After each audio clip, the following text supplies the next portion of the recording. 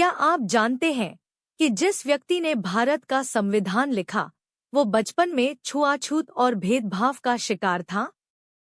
वो लड़का जो स्कूल में पानी तक नहीं छू सकता था, आगे चलकर करोड़ों लोगों के अधिकारों की आवाज बना। ये कहानी है उस महापुरुष की जिसने इतिहास बदल दिया, डॉक्टर भीमराव रामजी अंबेडकर। 14 अप्रैल 1891 जब मध्य प्रदेश के महू में एक बच्चा जन्मा, तो किसी ने नहीं सोचा था कि वो भारत की तकदीर बदलेगा। भीमराव अंबेडकर एक महार जाति में पैदा हुए थे, जिन्हें समाज अछूत मानता था।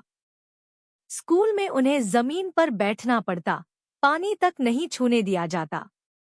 गर्मी से तड़पते भीमराव ने मास्टर जी से कहा, गुरुजी, क्या मैं पानी पी सकता हूँ? गुरुजी ने घूरते हुए कहा, तू अछूत है, कोई ऊंची जाति का लड़का तुझे पानी पिलाएगा, वरना नहीं। ये शब्द उनके दिल में जलते अंगारे की तरह बैठ गए। उन्होंने ठान लिया कि वो इस अन्याय के खिलाफ लड़ेंगे। भीमराव पढ़ाई में अव्वल थे। उनके पिता ने उन्हें प्रेरित किया कि शिक्षा ही उनकी असली ताकत होगी। बड़ौदा के राजा सयाजीराव गायकवाड़ ने उनकी प्रतिभा पहचानी और विदेश में पढ़ने के लिए स्कॉलरशिप दी। अमेरिका के कोलंबिया यूनिवर्सिटी में पढ़ते हुए उन्होंने संविधान, कानून और मानवाधिकारों पर गहराई से अध्ययन किया। जब वो वापस लौटे तो उन्हें एहसास हुआ कि भारत में बदलाव लाने के लिए केवल शिक्षा ही नहीं, बल्कि क्रांति भी जरूरी है। डॉक्टर अंबेडकर ने दलितों के अधिकारों के लिए संघर्ष शुरू किया। 1927 में महार सत्याग्रह हुआ, जहां उन्होंने दलितों के लिए सार्वजनिक जल स्रोतों तक पहुंच की लड़ाई लड़ी। अंबेडकर गरजते हुए बोले, पानी पर किसी का अधिकार नहीं। समानता सिर्फ किताबों में नहीं, समाज में भी होनी चाहिए।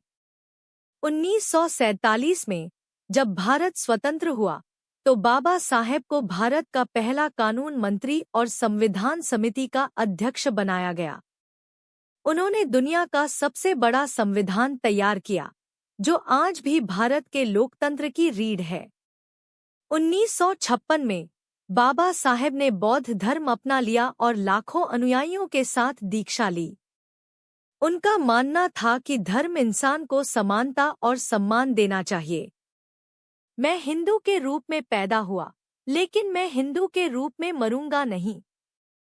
6 दिसंबर 1956 को इस महानायक ने अंतिम सांस ली, लेकिन उनका संघर्ष और विचार आज भी जीवित हैं। डॉक्टर बाबा साहेब अंबेडकर ने हमें यह सिखाया कि शिक्षा सबसे बड़ा हथियार है और आत्मसम्मान के बिना स्वतंत्रता अधूरी है। अगर आप भी बाबा साहेब के विचारों से प्रेरित हैं, तो इस वीडियो को लाइक करें, अपने दोस्तों के साथ शेयर करें और कमेंट में बताएं, आपको अंबेडकर जी की कौन सी बात सबसे ज्यादा प्रेरित करती है। जय भीम।